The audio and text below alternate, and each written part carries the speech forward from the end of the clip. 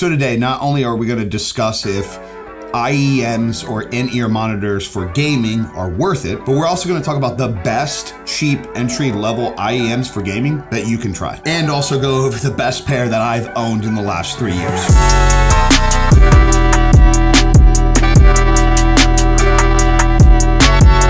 So IEMs, for those that are new to the concept, IEM gaming headphones are a small earbud style headphone that fits snugly in your ear, and they're designed that way to give you a clear, detailed sound for gaming, with better noise isolation and comfort for long sessions versus your traditional over-the-ear headphones. And just to save some time for some people, I'm gonna go against the YouTube watch time rule, where I try to get you to stay on this video as long as possible. And I'm just gonna answer the question if gaming IEMs are worth it. Fuck yeah, they are. Look, I'm not even kidding. If you've even thought about trying IEM gaming headphones, I have a link in the description for a cheap $40 pair. Just go buy them. Trust me. If you hate them, come back and yell at me in this video. But I seriously suggested those cheap $40 IEMs to hundreds of gamers. If you do want the current IEMs and cable that I use, I'll link those down below, but here in a minute, we'll talk more about these. But anyways, if you want to know more about my experience with gaming IEMs after 3 years, stick around for that. So IEMs are closer, obviously, to your eardrums, so they deliver sound faster and with lower latency. The tight seal blocks background noise, so that way you are more focused and locked into whatever you're playing. And the big thing about them is they are lightweight. They don't cause that ear fatigue that some people may experience after long gaming sessions, and for some individuals even the extreme of headaches, which is exactly why I tested out IEMs in the first place. It's because I was streaming like 8-hour days playing Apex Legends, and I was experiencing headaches after like 4 to 5 hours into it. A buddy of mine was like, hey, have you ever tried IEMs? When I switched from those, my headaches went away. And for me, now I'm not suggesting this for everybody, but for me, that's what my experience was as well. On top of that, with them being so close, IEMs offer precise positional audio, helping you pinpoint enemy footsteps more accurately, which when you're a gamer in your mid-30s, any edge that you can get is beneficial. They usually have much better detail, making subtle in-game sounds easier to hear. And the great thing about them is you don't need a powerful amp. Most IEMs work great straight from a controller or a laptop. On top of that, IEMs are much more portable, making them perfect for any of the traveling gamers that are on the go. They also don't mess with your hair, which I know is like such a minuscule point, but for some people that's pretty important. Or for guys like me who wear hats all the time, they don't get in the way of wearing a hat. On top of that too, one thing that's super slept on is IEMs with microphones in them. Because the microphone is in a better location, some of the mics that come on IEMs are actually pretty sick.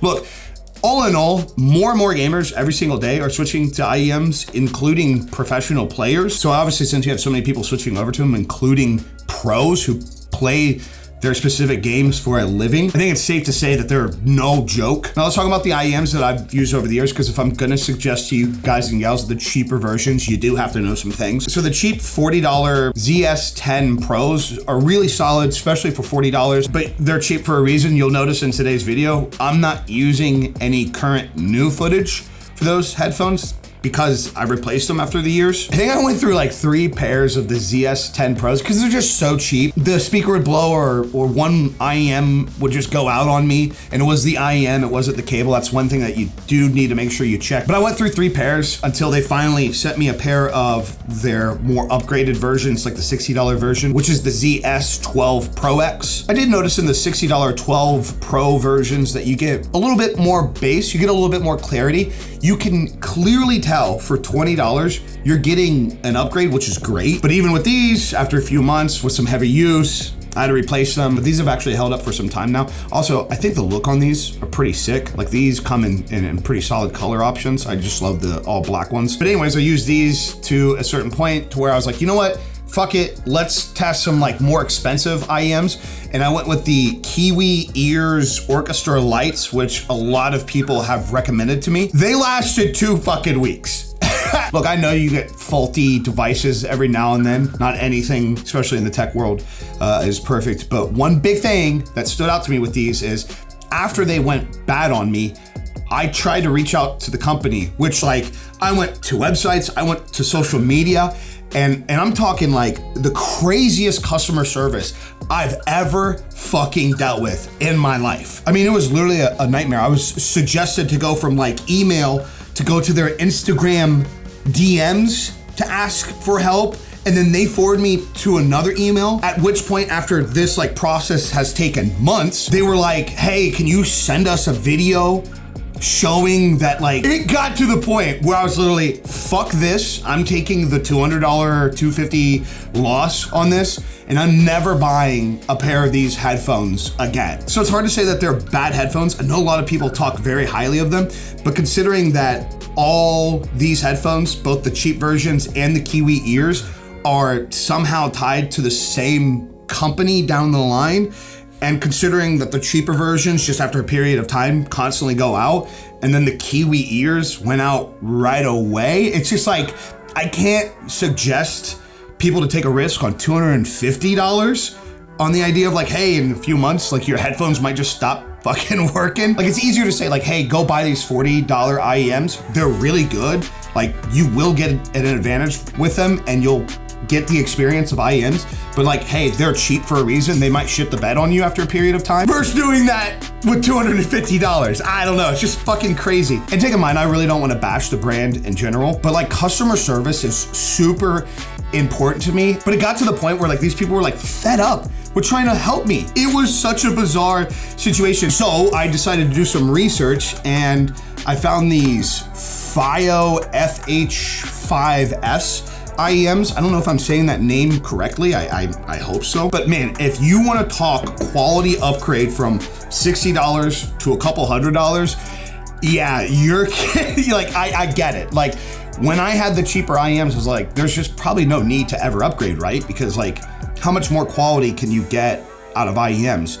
And a couple like enthusiasts was like, oh no, you can get quality out of them. And now I get exactly what they mean. I found that not only did these have like more bass, but it was like a higher quality of bass. It's like the bass is more directional, which helps with like the accuracy of hearing where things are coming from. I could hear the environment way more around me in games, which makes it great for shooters and just gives you like this super immersive feeling. I mean, IEMs in general give you a better sense of immersion, but these just like clearly stepped it up in comparison to the cheaper versions. Now, I will say I used these for about a month, and one day I go to put them in and I noticed what feels like a short. Like, one of them sounded muffled, and I'm like, dude, I have the worst luck in the world with IEMs. At that point, I literally was like, I'm never buying expensive IEMs ever again. But it wasn't the earbuds, it was the cable, which is exactly why I upgraded to the Rope cable, which I did link in the description. But I do want to point out that when I thought these IEMs shit the bed on me, I contacted their customer service, and I'm talking within a day, I get an email response. I just want to point out that it took 3 weeks to get one email response from the Kiwi ear individuals, just to get the first introduction response. 3 weeks. It took these guys one day. And in the process, they weren't trying to insinuate anything of like maybe being a scam and they wanted proof. They were just like, hey, can you explain to us what the problem is? We'd love to help. And then when I finally explained to them, hey, got to the root cause, it's actually the cable that you guys sent that went bad. No worries, I bought my own cable. They wanted to give me a completely new cable for free, which is obviously the simplest thing that any company should have done in that scenario. But I actually refused because this cable that I bought for a pretty fair price is substantially better anyway, so there's just no need for them to waste another cable on me. And that happened about a year ago. So I am currently using the longest run of IEMs that I have in 3 years, and they haven't shit the bed on me. And I'm talking like countless hours. Over the last 6 months, I've really started grinding games over on Kick, from Delta Force to Fortnite to Apex Legends to Call of Duty to Gray Zone Warfare. Countless hours of music. I think one of my biggest months, I streamed like 200 hours. And every single stream, I have these in. So over the last 3 years, I have not had a pair of IEMs compared to like the cheaper versions, obviously, that have lasted this long with quality and no issues. So look, overall, if you're wanting to save some money to get into the experience, to test it out, I really can't suggest the $40 to $60 versions enough. They really are good IEM. I've had an amazing experience with the quality that they put out for years. Just know, if you're buying the cheap IEMs, your odds of them going out in the future after some heavy use goes up. It's just as simple as that. And listen, there's a world where you could get extremely lucky with these cheaper versions, and like maybe they just don't shit the bed, or maybe you just don't game as much as a full-time streamer and content creator, so these might be more than enough for your day-to-day use or whenever you get an opportunity to game. In general, regardless, IEMs, wherever you go, I feel like are the best upgrades you can make for a gamer. I feel like it's one of the biggest gaming upgrades that I've made in the last 5 years. It was seriously a progressive upgrade. Like, I could never go back. Like, there are certain things where you like make the changes, you're like, I'm gonna stick with this because I decided to make this change. When it comes to IEMs, like, I cannot go back to open over the ear headphones. Like, I can't explain it. It just seems so ancient history now. From quality to comfort to price and sound, they just don't compete with IEMs in my opinion. But those are my thoughts. If you guys have any experience in IEMs, if you guys have been some of the individuals that bought the cheaper versions throughout the years, or you found a different version, or maybe you had a better experience with the Kiwi ears, you can shed a little light on that. Hey, all ears, gang. Let me know down below. That's all I got for you guys today. I'm out. Peace. Deuces.